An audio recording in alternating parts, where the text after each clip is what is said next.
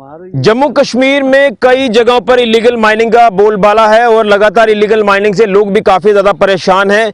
मैं इस समय सांबा के दुड़ुई इलाके में मौजूद हूं और जिस जगह पर मौजूद हूं ये रुई नाला है, जो कि एकमात्र जल स्रोत आप कह सकते हैं कि ये इस इलाके में है। ये पहाड़ों से जो नाला है होता हुआ नीचे की तरफ जाता है।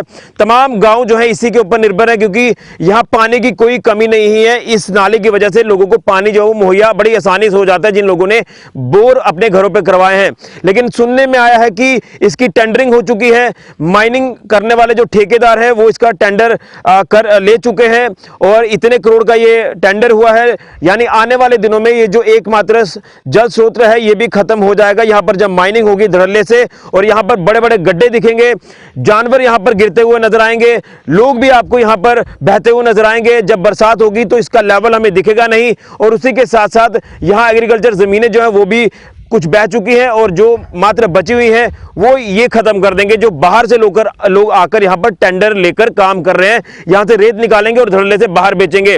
और प्रशासन ने कुछ दिनों पहले ये जो आप ट्यूबवेल की बिल्डिंग देख रहे हैं ये इसलिए बनाई थी कि यहां के लोगों को जो है वो पानी मुहैया होगा इसी दरिया का एक मशीनरी का इस्तेमाल कर कर। लेकिन जब आप इसका टेंडर कर रहे हैं, माइनिंग यहां से शुरू हो जाएगी तो पानी रहेगा नहीं और इसका बनाने का भी कोई फायदा नहीं है। तो लोगों का साफ तौर पर कहना है कि जो आज पब्लिक हियरिंग यहां पर रखी गई थी, ये तमाम डीएमओ की बात करें या जो टेंडर लेने वाले लोग हैं, ठेकेदार हैं, बाहर के जो पंजाब के हैं, न जाने कहां के, वो यहां पर आकर इन तमाम लोगों से एनओसी लेने की कोशिश कर रहे हैं कि आप हमें एनओसी दे दीजिए। लेकिन इस स्पॉट पर, इस ब्लॉक पर 144 धारा ऑलरेडी लगी हुई है। अगर धारा 144 लगी है तो फिर क्यों प्रशासन और ये जो तमाम माइनिंग वाले लोग हैं ये इसकी वायलेशन कर रहे हैं, ये जानने की कोशिश करते हैं। आपसे जानना चाहूंगा, आपके इलाके में माइनिंग बताया जा रहा है कि शुरू हो जाएगी इसकी कुछ दिनों में, जिसको लेकर आपने जद्दोजहद की कि यहां पर नहीं होनी चाहिए। हालांकि आप यहां के रहने वाले हैं, आप भी यहां से रेत नहीं उठाते हैं, आप भी पूरा फॉलो कर रहे हैं इन चीजों को, बाहर से रेत लाते हैं, लेकिन बाहर के लोग आकर यहां पर माइनिंग करेंगे और आज आपसे एनओसी मांगने की कोशिश की जा रही है।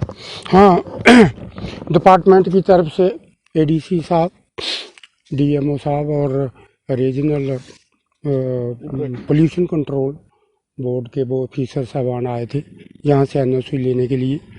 जबकि यहाँ पे जो गैदरिंग हुई थी उन सब लोगों ने इकट्ठे एक आवाज़ में ये बोला कि हम ऐसा नहीं होने देंगे। गलती से आज से 10 साल पहले हमें भी इस बात का इल्म नहीं था कि यहाँ पर माइनिंग हो गई। 3-3, 4-4 फुट गड्ढे पड़ गए। हुआ क्या, जब गर्मियों का मौसम आया तो यहाँ हमारे पानी जो थे, कुएँ कभी सूखते ही नहीं थे, हमारे जो हैंडवेल थे वो भी नहीं सूखते थे, वो सारे ख़त्म हो गए। हमको टंकियों से पानी लाना पड़ा। हम फिर उस बात का एहसास करने लगे कि बात क्या हुई, लेकिन इस नतीजे पर हम पहुँचे कि इस माइनिंग की वजह से ऐसा हुआ है।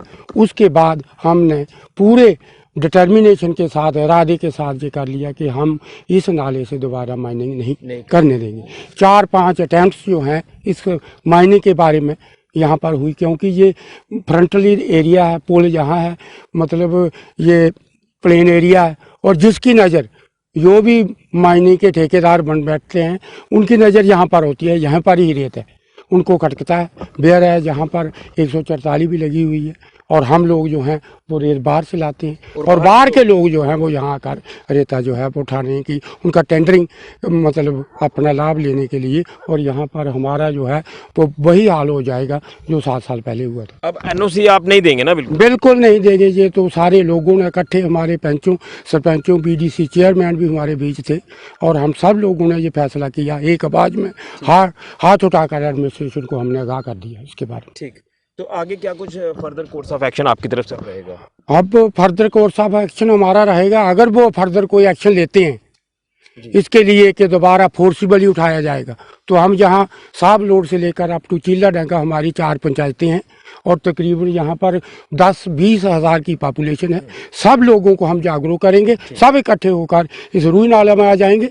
फिर या तो वो हमसे कोई मतलब होगा, कोई नुकसान होगा या उनका होगा, ज़बरदस्ती हम नहीं करने देंगे। आप भी बीडीसी चेयरमैन हैं नट ब्लॉक के, तो क्या कहेंगे अपने लोगों को, किस तरह से आप जो वो एक आश्वासन दे रहे हैं कि यहाँ पर वाकई में बाहर के लोग आकर काम नहीं करेंगे और इसे पूरी तरह से सेफ रखा जाएगा?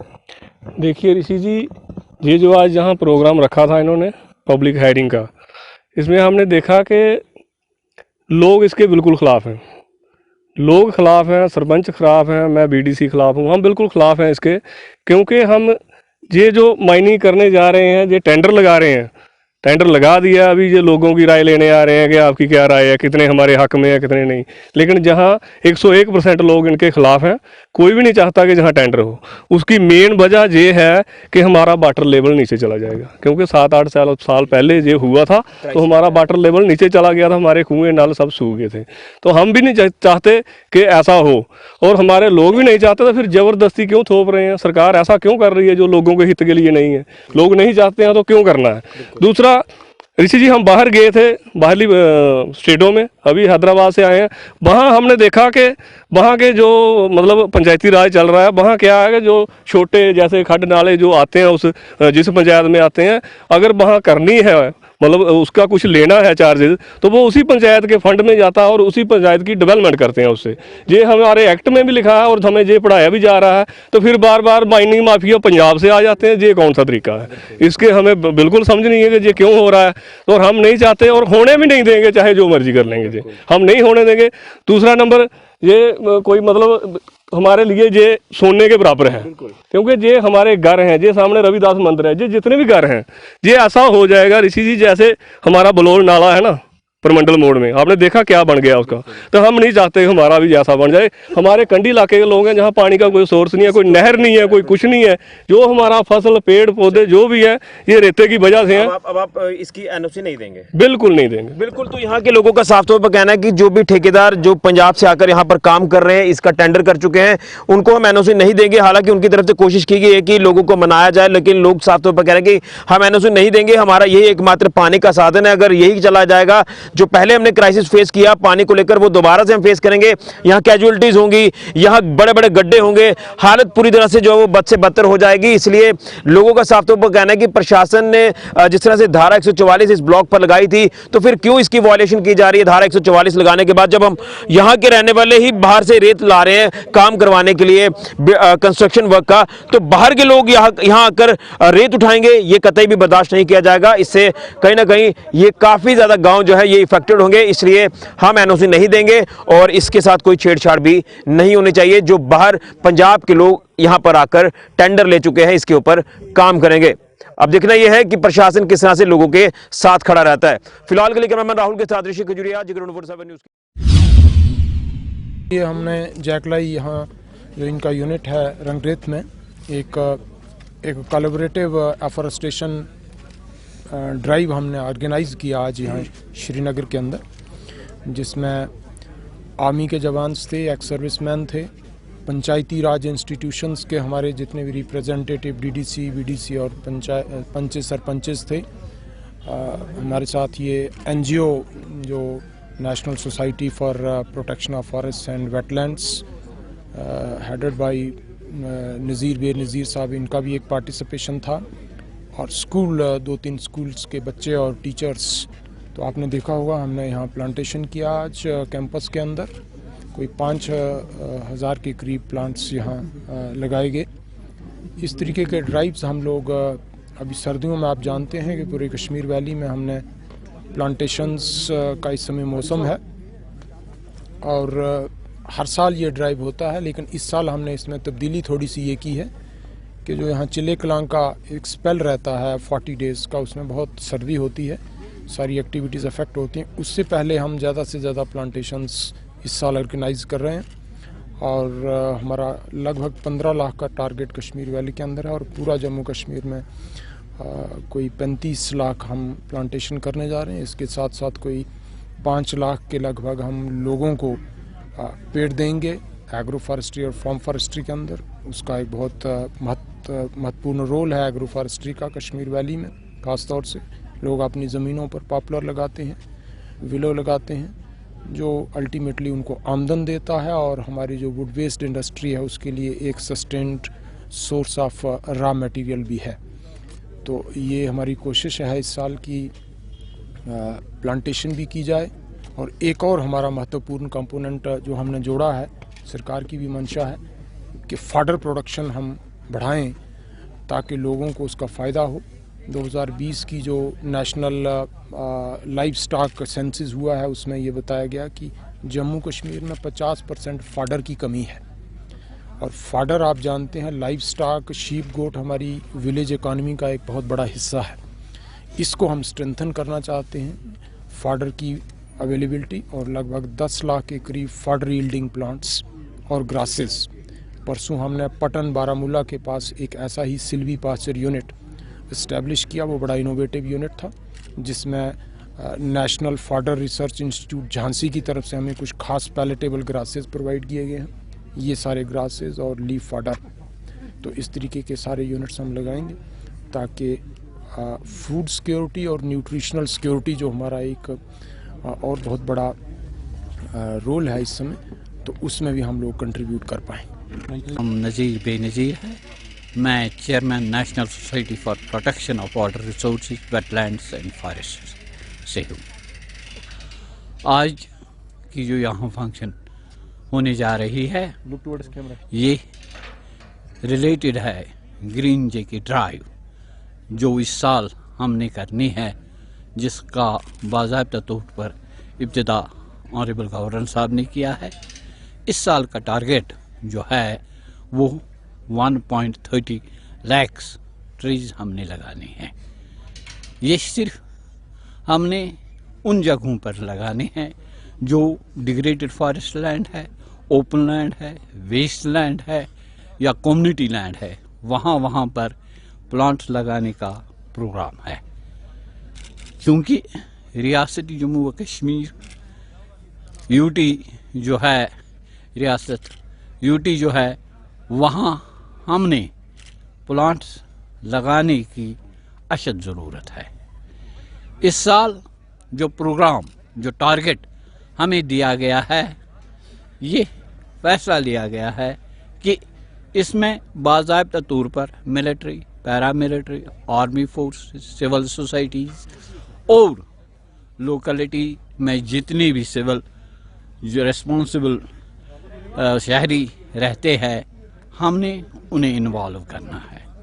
साथ ही साथ इसमें हमने एजुकेशन से वाबस्ता जितनी भी हमारे इंस्टीट्यूशंस है, स्टूडेंट्स है और सिविल सोसाइटी से वाबस्ता शहरी है, उन्हें उजागर करना है कि हमें प्लांट्स लगाने की ज़रूरत क्यों है।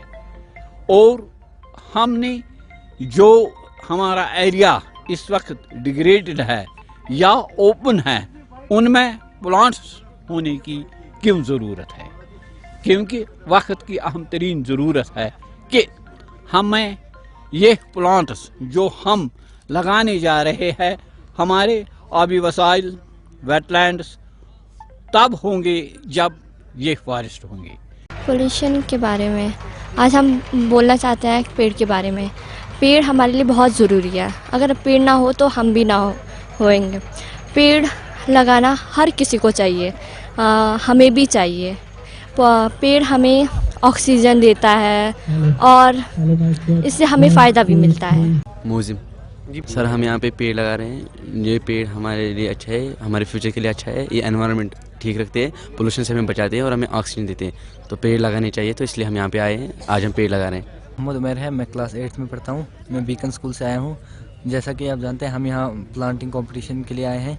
तो प्लांटिंग जो करना है वो बहुत अच्छा काम है। इसकी वजह से हमारा माहौल भी आलूगी से बचता है, साफ़ सफाई रहती है, ग्लोबल वार्मिंग कम होती है।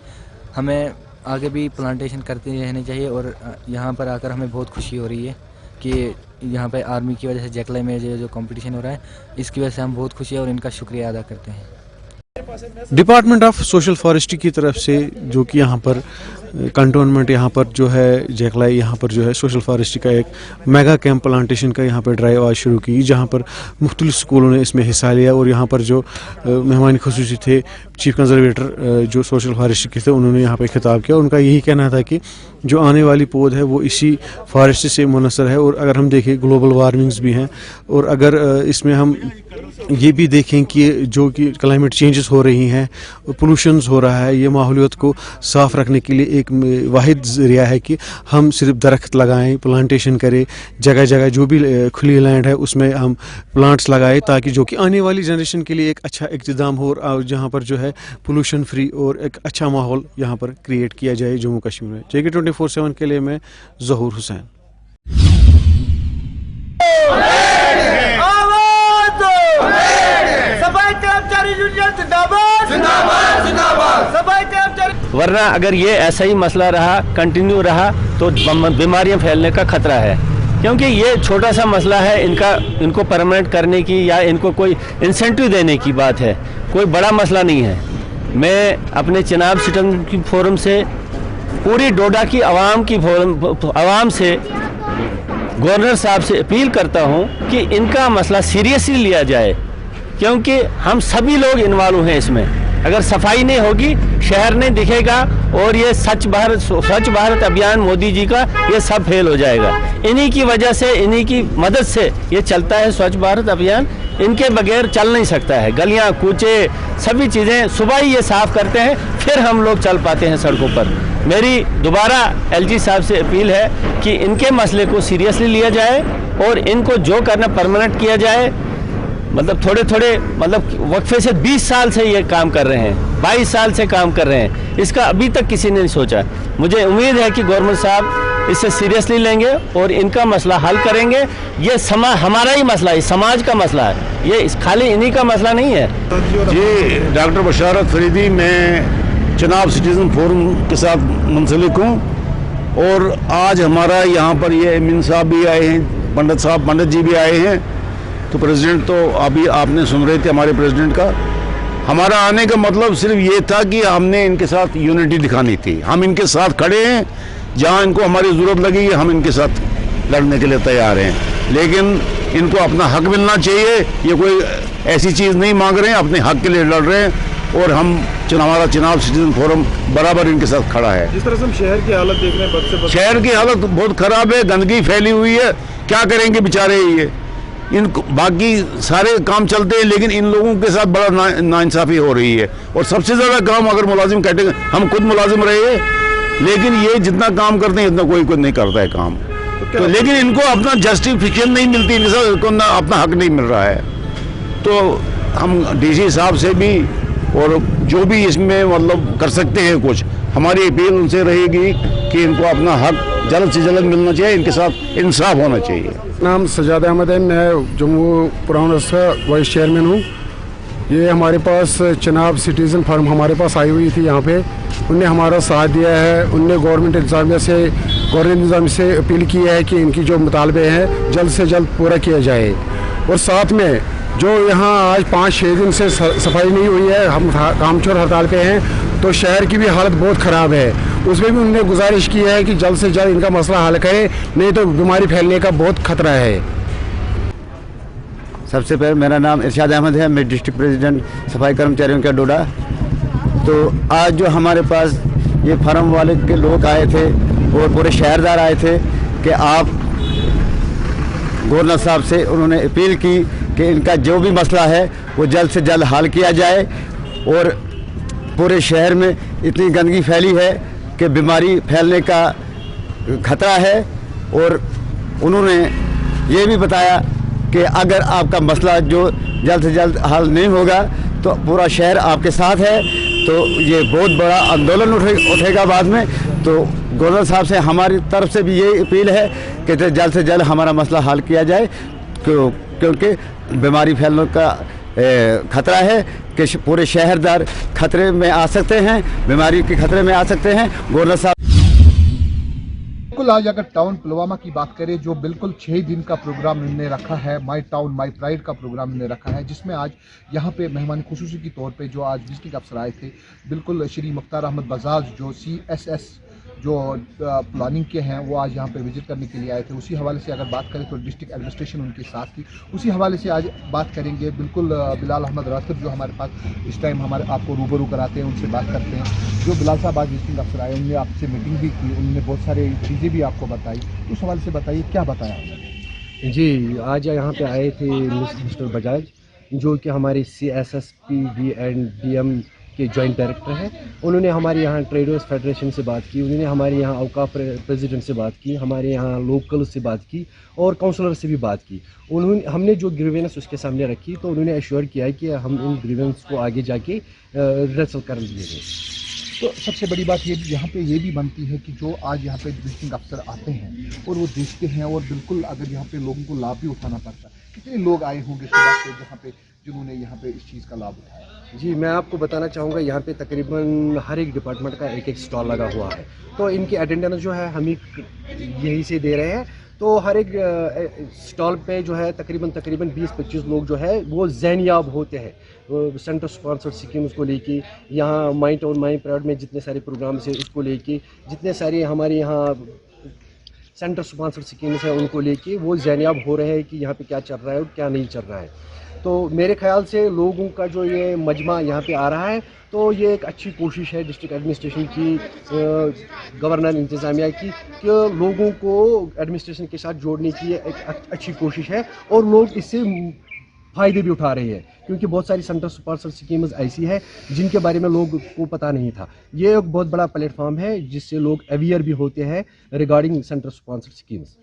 बहुत बहुत शुक्रिया बिलाल साहब। बिल्कुल आपको बताना चाहेंगे कि ये टाउन की बात है, क्योंकि जब कहीं पे ऑफिसर साहिबान बैठते हैं तो बहुत सारे लोगों को, जो आम लोग आते हैं यहाँ पे, उनको पता नहीं होता है उन चीज़ों का, ये चीज़ें उनको बताई जाती है, क्योंकि ऐसी सेंट्रल स्पॉन्सर स्कीम्स ऐसी है जो किसी को पता नहीं होता है, लेकिन जब उनको बताया जाता है तो उसका फ़ायदा भी उठाते हैं। बिल्कुल JK24 के लिए मुज़म्मिल पुलवामा से।